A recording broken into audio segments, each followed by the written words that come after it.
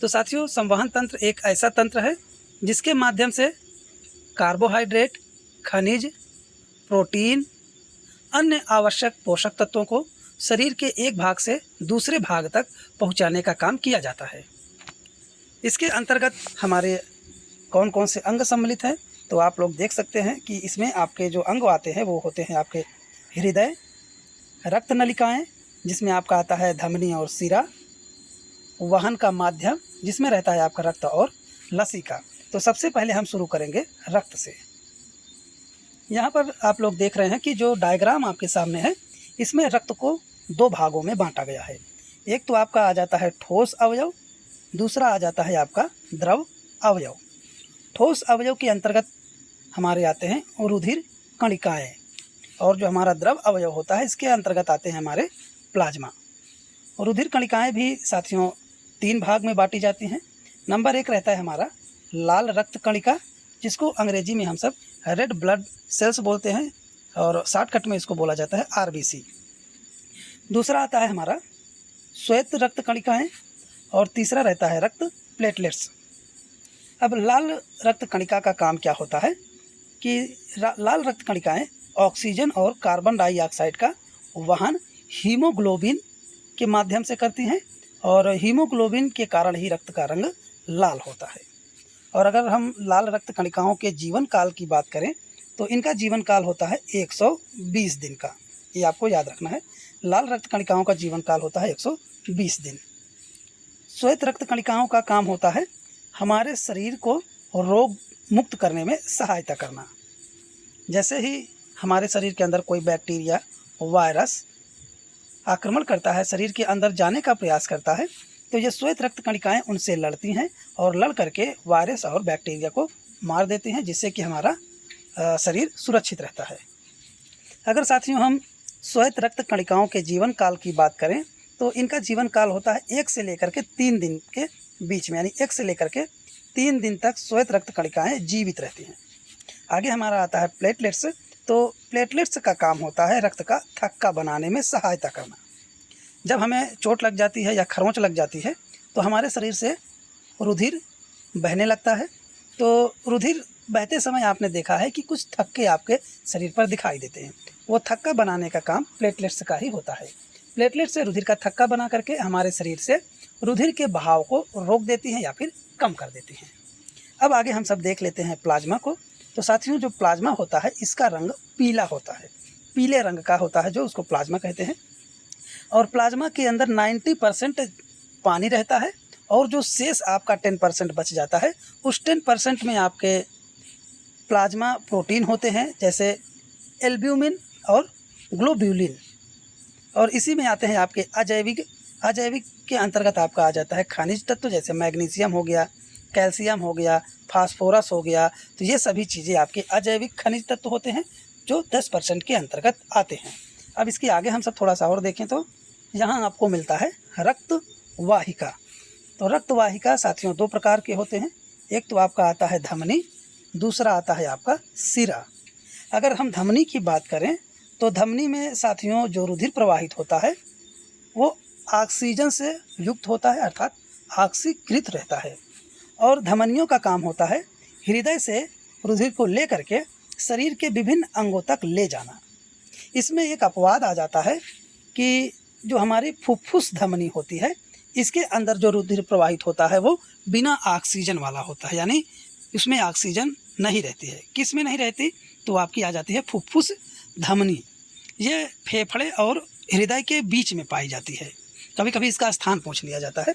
तो जो फुफ्फुस धमनी होगी इसमें ऑक्सीजन वाला रुधिर प्रवाहित नहीं होगा, और जितनी भी धमनियाँ होंगी उनमें ऑक्सीकृत रुधिर प्रवाहित होता है, और ऑक्सीकृत रुधिर सदैव हृदय से शरीर के विभिन्न अंगों में ले जाया जाता है। और धमनी में क्या होता है साथियों कि धमनी की जो भित्ति होती है वो मोटी रहती है और ज़्यादा लचीली होती है।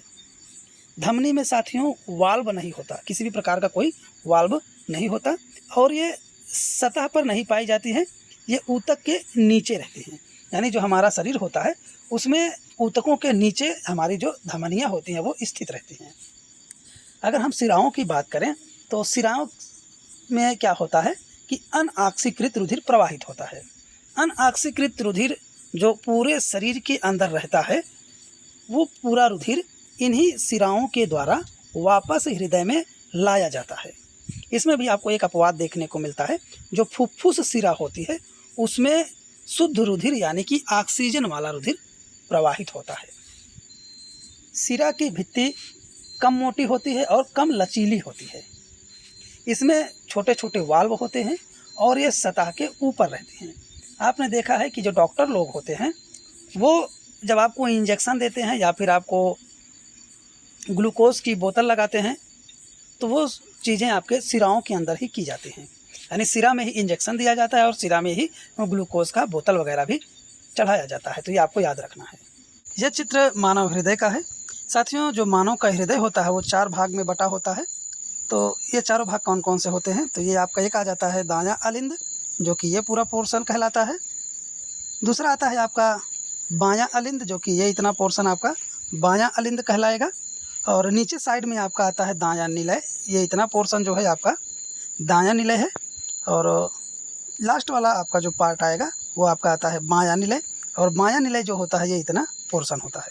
तो आप देख सकते हैं कि यहाँ पर 4 भाग आपको दिखाई दे रहे हैं, जिसमें आपका दायां अलिंद, बायां अलिंद, दायां निलय और बायां निलय होता है। साथियों, जो दायां निलय और बायां निलय होता है इसको विभाजिका के द्वारा अलग किया जाता है, क्योंकि अगर अलग नहीं करेंगे तो शुद्ध रुधिर और अशुद्ध रुधिर दोनों मिक्सअप हो जाएगा। तो इसलिए बीच में एक विभाजिका होती है जो दोनों प्रकार के रुधिर को अलग रखती है। और आपको एक बात नोट रखना है कि जो अलिंद वाला पोर्शन होता है वो हृदय का एकदम ऊपरी वाला भाग होता है, और जो निलय होता है वो नीचे रहता है। तो याद रखिएगा, अलिंद यानी कि ऊपर, निलय यानी कि नीचे, नी से निलय, नी से नीचे, ठीक है। आ से अलिंद, आ से अपर, अपर माने ऊपर, इतना आपको याद रखना है।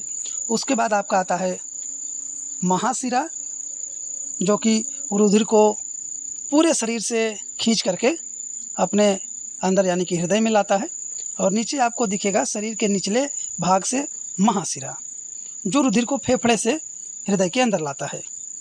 और जो सिराएं होती हैं ये रुधिर को शरीर के अलग अलग भाग में भेजने का काम करती हैं। अब आगे हम सब देखेंगे इसके कार्य को, थोड़ा सा और डिटेल में हम देख लेते हैं। तो हृदय में उपस्थित वाल्व रुधिर प्रवाह को उल्टी दिशा में रोकना सुनिश्चित करते हैं। हृदय में जो वाल्व लगे होते हैं उनका काम होता है रुधिर को उल्टी दिशा में बहने से रोकना। उसके बाद आपका आता है लसिका। लसिका साथियों एक तरल ऊतक होता है जो रुधिर प्लाज्मा की तरह ही होता है, लेकिन इसमें अल्प मात्रा में प्रोटीन होते हैं। लसिका वहन में सहायता करता है। अब हम देखते हैं कि पादपों में परिवहन कैसे होता है। अभी तो हम सब मनुष्य के अंदर परिवहन को देखे हैं कि मनुष्य में किस प्रकार से खनिजों को, कार्बोहाइड्रेट को, वसा को एक स्थान से दूसरे स्थान ले जाया जाता है। अब हम देखेंगे कि जो हमारे पादप होते हैं उसमें खनिज पदार्थ को, भोज्य पदार्थ को और जल को किस तरह से, किस माध्यम से एक स्थान से दूसरे स्थान तक पहुंचाया जाता है। तो पादपों में परिवहन जो होगा साथियों वो 2 माध्यमों के द्वारा होता है। एक तो होता है जाइलम के द्वारा, दूसरा होता है फ्लोएम के द्वारा। जाइलम का काम होता है जल का परिवहन करना, फ्लोएम का काम होता है भोजन का परिवहन करना। यह इतना आपको याद रखना है। अब हम जाइलम को थोड़ा डिटेल में पढ़ेंगे। तो साथियों जाइलम जो होता है वो पादप तंत्र का एक अवयव है जो मृदा से प्राप्त जल और खनिज लवणों का वहन करता है। वहन का मतलब है कि परिवहन करता है, एक स्थान से दूसरे स्थान ले जाने का काम करता है। जबकि फ्लोएम पत्तियों द्वारा प्रकाश संश्लेषण के दौरान उत्पन्न होने वाले खाद्य पदार्थों को पौधे के अन्य भागों तक परिवहन करने का काम करता है। जड़ व मृदा के मध्य आयन सांद्रण में अंतर के चलते जल मृदा से जड़ों में प्रवेश कर जाता है। इसी के साथ एक जल स्तंभ निर्मित होता है जो कि जल को लगातार ऊपर की ओर ढकेलता रहता है। यही दाब जब जल को ऊंचे वृक्ष के विभिन्न भागों तक पहुंचाता है।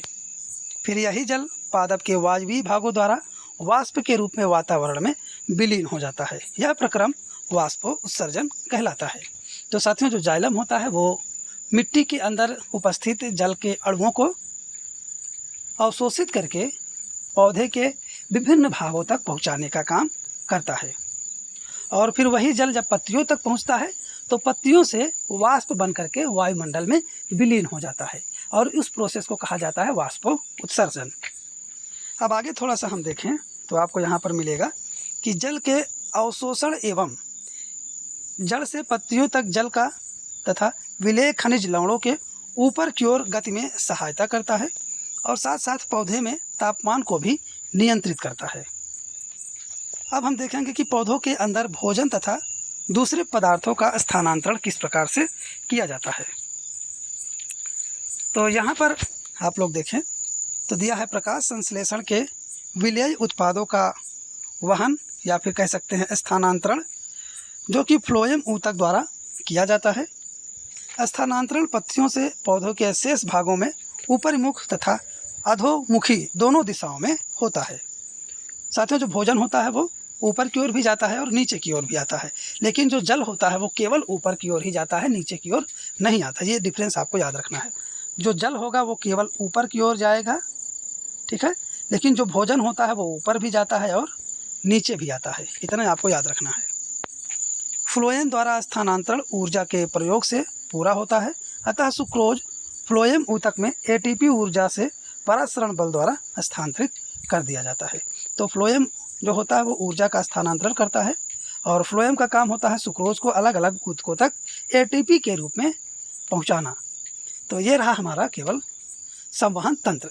अब तो उत्सर्जन वह जैव प्रक्रम होता है जिसमें जीवों में उपापचयी क्रियाओं में जनित हानिकारक नाइट्रोजन युक्त पदार्थों का निष्कासन किया जाता है, उत्सर्जन कहलाता है।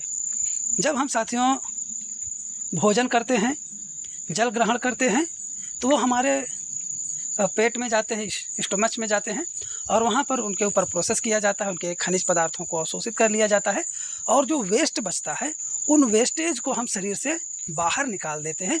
उसी प्रोसेस को कहा जाता है उत्सर्जन करना, यानी वेस्टेज को शरीर से बाहर निकालना। अब ये अगर एक कोश की जीव में हम देखें तो एक कोश की जीवों में अपशिष्ट पदार्थों का जो उत्सर्जन होता है वो शरीर की सतह से होता है और जल में विसरित कर दिया जाता है। एक कोश की जीवों में किसी भी प्रकार का उत्सर्जन तंत्र नहीं होता है, उनके पूरे शरीर से उत्सर्जी पदार्थ निकलते रहते हैं और वो पानी में जाकर के घुल जाते हैं। एक कोश की जीवों के अंदर उत्सर्जन का ये प्रोसेस होता है, लेकिन बहुकोश की जीवों में उत्सर्जन के लिए एक पूरा तंत्र होता है जिसके द्वारा ही उत्सर्जन प्रक्रिया की जाती है। अगर हम मानव में उत्सर्जन देखें तो मानव में उत्सर्जन जो होता है वो किया जाता है किडनी के द्वारा, जिसको हम सब बोलते हैं विक, ठीक है। अब हम किडनी को थोड़ा देख लेते हैं। मानव में उत्सर्जन तंत्र में उपस्थित अंग निम्न प्रकार के हैं। तो यहाँ पर आप जो सेम के बीज के समान दो आकृति देख रहे हैं, ये है साथियों किडनी, इसी को बोला जाता है किडनी।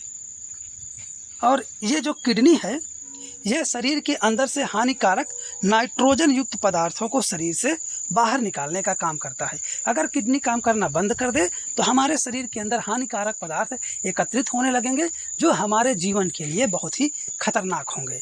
इसलिए किडनी हमारे शरीर में एक बहुत ही महत्वपूर्ण अंग होता है। इसमें क्या क्या चीज़ें होती हैं उत्सर्जन तंत्र में? तो एक जोड़ी विक होता है जिसको हम किडनी बोलते हैं, एक जोड़ी मूत्रवाहिनी होती है, एक मूत्राशय होता है और एक मूत्र मार्ग होता है। तो आपको याद रखना है किडनी एक जोड़ी होगी यानी 2 रहती है, जो मूत्रवाहिनी है वो भी एक जोड़ी रहती है, संख्या में 2 होती है, मूत्राशय जो है वो 1 होता है और मूत्र मार्ग 1 होता है।